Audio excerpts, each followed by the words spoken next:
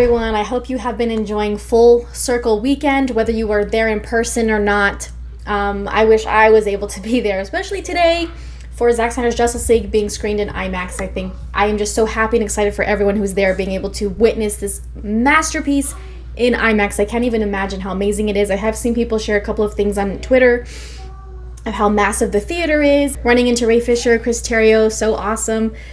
I'm super excited to see who shows up at the panel, the Q&A panel tonight. For Man of Steel and BVS Ultimate Edition, there was a watch party during the movie and then afterwards, the Q&A panels, which if you haven't been able to watch those, the Man of Steel one is up on YouTube and on Vero. The BVS one, I don't think at the time of making this video has been posted just yet. Vero tweeted this morning that their main priority right now was setting up for Zack Snyder's Justice League today and that they would share when the recorded panel from BVS is available to watch. So just kind of keep an eye out for that. Both awesome. I loved, watching the watch party and also the Q&A panels afterward. There was a lot of really cool, interesting, things that Zack has talked about over the past 2 days that I want to talk about. Of course, I'm not going to talk about everything in one video. That would be too many things to cram into one video. I'm not going to talk about the entire Q&A panels, but I want to talk about like the highlights or the things that I think have stood out the most to a lot of us fans. So I'm going to probably do over the next few days, I'll do several different videos talking about different things that Zack talked about at the Q&A panel, and especially because today at the time of making this video, we haven't seen the Zack Snyder's Justice League Q&A panel just yet. And so, of course, there's going to be even more stuff to talk about from that one. But in particular, the BVS panel brought up a very interesting question that, I think people have never stopped asking Zack to talk about. Fans have always wondered about this specific question, and Zack never answers it. He doesn't even answer it a little bit. Almost anything that people ask, he will answer at least a little bit or say something about it. This particular question, he never answers. He'll never give in to this one. However, one of the panel guests, DJ, who Zack has talked a lot about working with, visual effects supervisor and everything, he was kind of forced to answer and talk about it a little bit. And I think had it not been for DJ being there, we might not have gotten any of this information. So I'm glad that, he kind of nudged Zack a little bit to talk about this. That is, who was in the Kryptonian open pod in the Kryptonian ship in Man of Steel. We see it again in Zack Snyder's Justice League. Who was in there? Where are they? Who was it? Where did they go? Just anything about that. Fans have wondered so much about that. And like I said, Zack never shares anything about it. It came up a little bit during the watch party, but he still didn't really give way to it. He didn't want to answer it, And I was, I was wondering if anyone during the Q&A would have the chance to ask about it. And someone did, and, I was very surprised, to say the least, by Zack's answer, and DJ, who, like I said, kind of was let's talk about this, let's talk about it. It's super interesting and something I never even thought would be a part of the Kryptonian lore or world in the Snyderverse. You probably have seen it, but we have to talk about this because it's just mind-blowing. So let me play the clip where Zack is addressing this question. And the clip that I have kind of starts off a little bit where he's already talking. So just for reference, when he's talking in the beginning about the idea is that he was a Kryptonian, he's talking about Zeus. Okay, so let's take a look. Possibly a Kryptonian, and that so that Wonder Woman's powers, anyway, you could sort of see where that's going, because, the whole thing of whether or not magic and the gods, there's a version where okay, that's cool, I guess. But there's also the more sort of scientific kind of, you have a mythology built up of where do gods come from? What is that about, And so anyway, we had played around with that quite a bit. Yeah. And Ares was the one that caused the scout ship to crash. Yeah. And be in the ice. What? Yeah. He killed his crew. Yeah. Why So- you can't just throw that out there. You can. That's not. That I just requires did. some follow-up.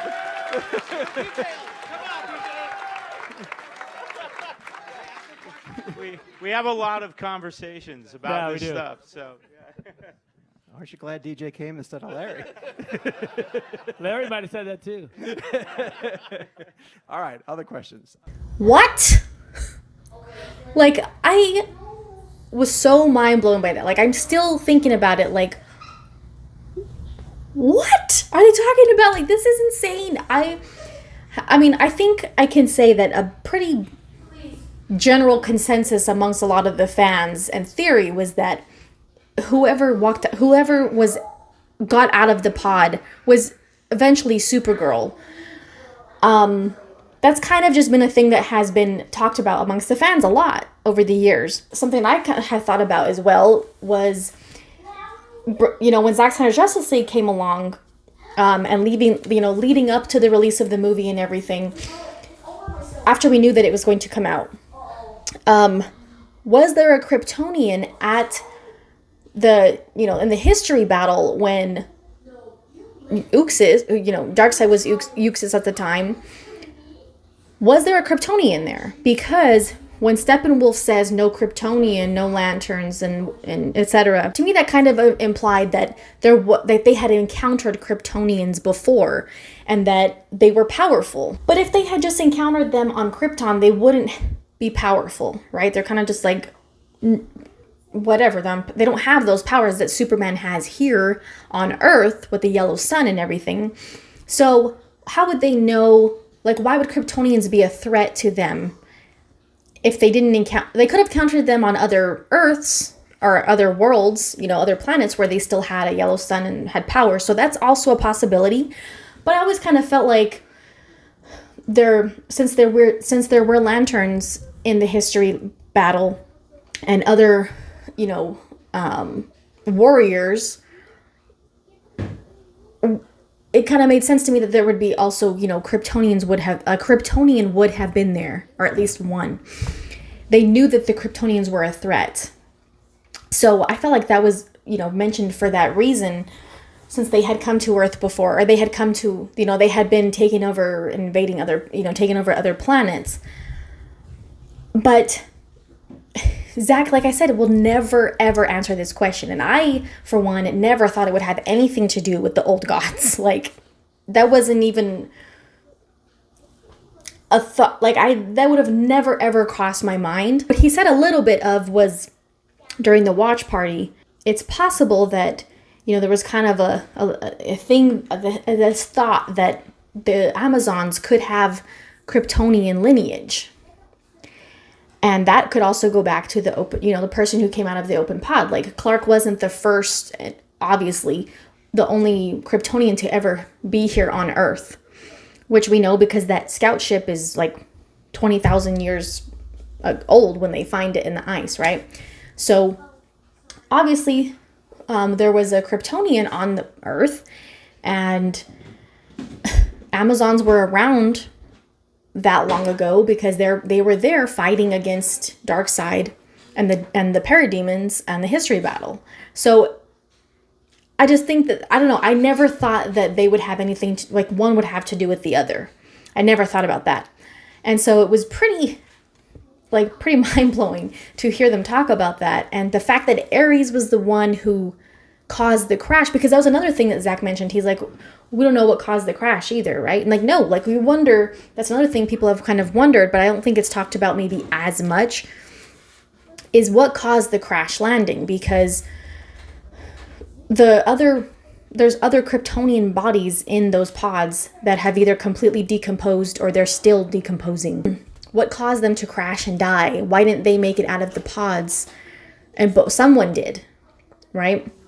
What caused the crash landing in the first place? Because Kryptonian technology is obviously very advanced and intuitive.